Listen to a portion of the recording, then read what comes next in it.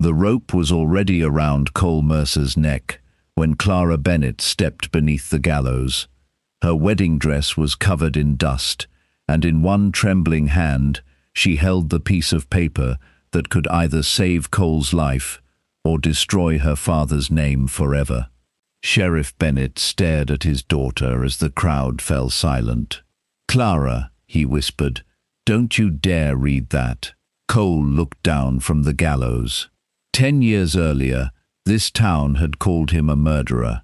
Now the only woman who had ever believed him was about to tell Red Hollow what really happened. But the truth had already cost one man his life. And before that morning was over, it might cost another. To understand why, we have to go back 3 days, to the moment a lone rider appeared beyond the southern ridge. Before we ride into Red Hollow, tell me where you're listening from today. If you enjoy stories about justice, second chances, and the secrets people carry for years, give the story a like and subscribe to the channel. And when we're finished, I'd love to hear your thoughts. Or whether you've ever known someone who had to choose between protecting a comfortable life and standing up for the truth. Nobody in Red Hollow recognized the rider at first. That was probably why Cole Mercer reached the edge of town without being shot. The afternoon sun hung low over the Arizona Territory, turning the road the color of old copper. Horses stood tied beneath wooden porches. A wagon creaked past the general store. Somewhere behind the saloon doors, a piano played badly. Cole pulled his hat lower. 10 years had changed him. At 26, he had left Red Hollow with blood on his shirt, a bullet crease across his ribs, and Sheriff Amos Bennett shouting that he would hang him if he ever returned. Now Cole was 36. His face was harder, his beard carried a few early strands of grey. A revolver rested at his hip, though he had no desire to use it. He had not returned for Sheriff Bennett. He had returned because of a letter. 3 nights earlier, a boy at a stage station had handed Cole an envelope with no return name. Inside were only 11 words. "If you still want the truth, come home before Sunday. Ask for Ezra." Beneath the sentence was a mark Cole had not seen in 10 years. A small drawing of a silver horse, Clara's symbol. Cole stopped his horse across from the church. Then he saw her.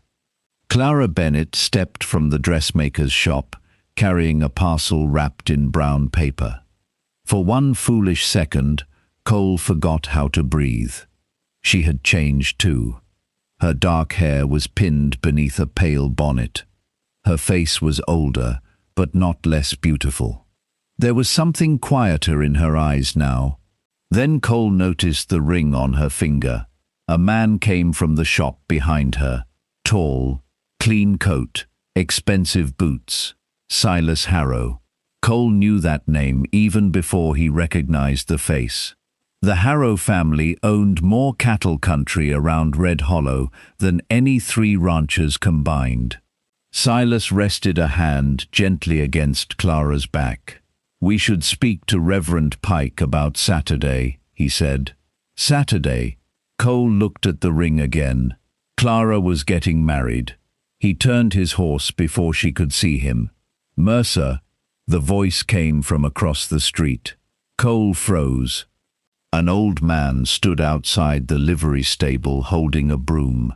Ezra Boone. 10 years ago, Ezra had been the town blacksmith. He had also been one of the few men who never called Cole guilty. Ezra dropped the broom. "Good Lord." Cole dismounted. "You sent the letter." Ezra's face went pale. "Not here." They moved behind the stable, where the smell of hay and horses covered the silence. Ezra looked toward the street before speaking. "I didn't send it." Cole's hand moved closer to his gun. "Then who did?" "I don't know, but I know why you're here." Ezra reached beneath his coat and removed a folded piece of stained paper. "Found this behind the wall of the old McCready cabin." Cole recognized the name immediately. Thomas McCready, the ranch hand Cole had supposedly murdered. Ezra unfolded the paper. It was part of an old land deed. At the bottom were two signatures, Thomas McCready and Silas Harrow's father. Cole stared at it. What does this prove? Nothing yet. Ezra's voice dropped. But there was something else in that wall. A floorboard creaked inside the stable. Both men turned. Someone was listening. Cole rushed around the corner. A figure disappeared through the rear door. He followed into the alley, but the stranger was already riding hard toward the northern ranch road. Then a woman's voice came from behind him. "Cole?" He stopped. Clara stood at the mouth of the alley. Her face had gone white. For several seconds, neither of them spoke. Then her eyes filled with tears. "You came back." Cole looked at the ring on her finger. "Looks like I came too late." Clara slowly reached beneath the collar of her dress. A silver chain appeared. Hanging from it was a tiny silver horse, the pendant he had given her 10 years ago. Cole's anger disappeared. "Why are you still wearing that?" Clara closed her hand around it. "Because I never believed you killed Thomas McCready." Cole stared at her. "Then why didn't you say so?" Pain moved across her face. "Because my father told me what would happen if I did." Before Cole could answer, a rifle hammer clicked behind him. Sheriff Amos Bennett stood 10 feet away. Older now, grayer, but the Winchester in his hands was steady. "I gave you one warning 10 years ago, Mercer." Clara stepped between them. "Father, don't." The sheriff's eyes never left Cole. "You should have stayed gone." Cole slowly raised his hands. Then Ezra came running from the stable. "Sheriff, you need to see this." But before he could reach them, a rifle cracked from somewhere across town. Ezra's body jerked. The paper flew from his hand, and as he collapsed into the dust, Cole saw Silas Harrow standing on the hotel balcony across the street. Not holding a gun, just watching and smiling. For one long second, nobody moved. Then Clara screamed. Ezra Boone fell face first into the road as people rushed from the saloon and general store. Sheriff Bennett swung his rifle toward Cole. "Don't move." Cole stared at Ezra. "I didn't shoot him." "I know." The sheriff's answer surprised everyone, especially Cole. Bennett looked toward the rooftops. The shot came from the west. Cole followed his eyes. The hotel balcony was empty now. Silas Harrow had disappeared. Clara dropped beside Ezra and pressed both hands against his coat. "Ezra, stay with me." The old man's eyes opened weakly. He tried to speak.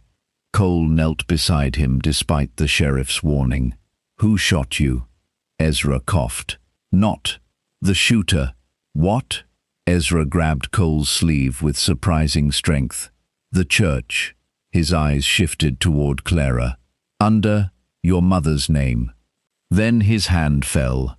Clara went still. "My mother?" Ezra did not answer. Sheriff Bennett stepped forward. "Get him to Doc Miller." 2 men lifted Ezra carefully. He was still breathing, barely. Cole picked up the torn deed from the road. Bennett saw it. His face changed. Not much, but enough. Cole noticed. "You've seen this before." The sheriff tightened his jaw. "Give it to me." "No." "Cole, no." For the first time in 10 years, they stood face to face without distance between them. Cole lowered his voice. "You knew something." Clara looked at her father. "Is that true?" Bennett said nothing. That silence hurt more than any confession. Clara rose slowly. "Father?" Before he could answer, hoofbeats thundered from the street. Silas Harrow rode toward them with 2 ranch hands. He jumped down. "What happened?" Clara stared at him. Ezra was shot. Silas looked toward Cole. What is he doing here? That's not important, Clara said. It is to me. Silas stepped toward Cole. I thought you had enough sense never to come back. Cole smiled without humor. Seems everybody thought that. Silas looked at the paper in Cole's hand. Only for a second, but Cole saw recognition. So did Clara. What is that? Silas asked. Cole folded it. Something your family forgot. Silas's calm expression cracked. Clara, go home. She looked at him. No. The single word silenced the street. Silas softened his voice. We're getting married Saturday. This man appears, and suddenly people are getting shot. You don't see what he's doing. Clara looked from Silas to Cole. I see more than I did yesterday. She walked away, not toward her father's house, toward the church. Cole followed. Sheriff Bennett called after them. Clara. She never turned. Inside the church, the air smelled of old pine and candle wax. Clara walked straight toward a row of small memorial plaques near the rear wall. Her mother, Margaret Bennett, had died when Clara was 17. A brass plate carried her name. Clara touched it. Ezra said, "Under my mother's name." Cole crouched. The wooden panel beneath the memorial was loose. He pried it open. Inside was a narrow tin box. Clara stared at him. Open it. Cole lifted the lid. Inside lay several letters, tied with faded blue string, a rusted key, and an old leather ledger. Clara picked up the top letter. Her mother's handwriting covered the front. For Amos, if Thomas McCready is killed. Clara's hands began shaking. My mother knew? Cole said nothing. She opened the letter. Her eyes moved slowly across the page. Then she stopped breathing. What does it say? Clara looked at Cole. My mother found out Harrow's father was stealing ranch land, using false deeds. Cole stared at the ledger. McCready helped him? No. Clara's voice broke. He found out. She continued reading. Then her face changed again. My father knew too. A floorboard creaked behind them. Sheriff Bennett stood inside the church doors. Clara held up the letter. You let Cole take the blame. Bennett looked suddenly older than 70. I was trying to keep you alive. From who? Before he could answer, the church bell rang once above them, then twice. Cole walked to the window. 5 armed Harrow riders were crossing the street toward the church. Silas was leading them. Sheriff Bennett closed the doors and dropped the wooden bar into place. Cole looked at him. Still planning to hang me? Bennett loaded his Winchester. Depends if we live through the next 10 minutes. Clara stared at her father. What did you do 10 years ago? The sheriff looked at the letter in her hands. Then at Cole. I buried the truth. Outside, Silas Harrow shouted, Sheriff, send Mercer out. Bennett raised his rifle. Cole drew his revolver. And Clara finally understood the terrible truth. The man who had destroyed Cole's life might not have been Silas Harrow at all. It might have been her own father. Silas Harrow's voice carried through the church doors. Send Mercer out, Sheriff. Nobody else needs to get hurt. Cole stood beside the window. 5 riders waited outside. Sheriff Bennett kept his Winchester aimed toward the door. Clara faced her father. Tell me what happened. Bennett closed his eyes. 10 years ago, Thomas McCready came to me with proof that Silas's father was stealing ranches. Forged deeds, threats, fires made to look like accidents. Cole's jaw tightened. And McCready died. Bennett nodded. I found him behind the Harrow warehouse. You were there. I found him dying. I know. Cole stared at him. The sheriff's voice cracked. McCready named Harrow before he died. But Silas's father had men everywhere. He told me if I accused him, Clara would be next. Clara stepped back. So you blamed Cole. I didn't accuse him. You let everyone else do it. Bennett looked at Cole. I gave you a horse and told you to run. Cole's face hardened. You called me a murderer in front of the whole town. Because if Harrow believed I was protecting you, neither of you would have made it through the night. Silence filled the church. Cole had dreamed for 10 years of hearing the truth. It did not feel like freedom. It felt like another wound. Outside, Silas shouted again. Last warning. Clara picked up the ledger. What does this prove? Bennett looked at it. Everything. The ledger contained payments, bribes, names, land parcels, and one final entry signed only 3 months earlier. Cole saw the handwriting. Silas continued it. Bennett nodded. Clara's face went pale. Her fiancé had not merely inherited his father's empire, he had protected it. Cole moved toward the door. Clara grabbed his arm. They'll kill you. Not if they need that ledger. Bennett understood. No, Cole looked at him. You stole 10 years from me. Bennett lowered his eyes. I know. So give me one thing back. What? The truth. Cole opened the church door. Silas smiled from horseback. Finally. Cole stepped into the street, holding the ledger high. You want this? Silas's smile vanished. Townspeople had gathered along the porches. Cole raised his voice. Thomas Macready died because he discovered stolen land deeds. Sheriff Bennett knew it. Clara's mother knew it. Silas laughed. An outlaw waving an old book doesn't make anything true. No. Sheriff Bennett stepped outside. But my testimony does. The town fell silent. Silas stared at him. Bennett removed his badge. I lied 10 years ago. Clara appeared behind him, holding her mother's letter. And my mother wrote down why. Silas reached for his gun. Cole drew first, but he did not fire. Don't. Silas hesitated. Then one of his own riders lowered his rifle. A second followed. Silas looked around. You're cowards. No, the oldest rider said. We're ranchers whose fathers lost land to yours.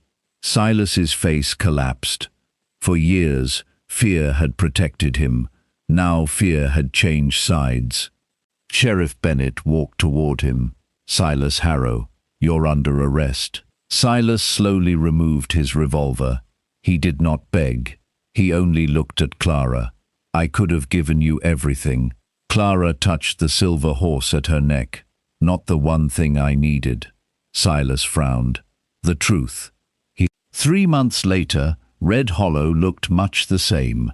Dust still crossed the road. The saloon doors still creaked.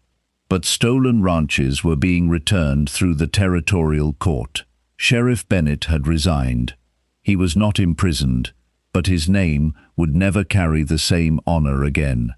Some wounds had consequences forgiveness could not erase. Cole stood at the cemetery beside Thomas Macready's grave.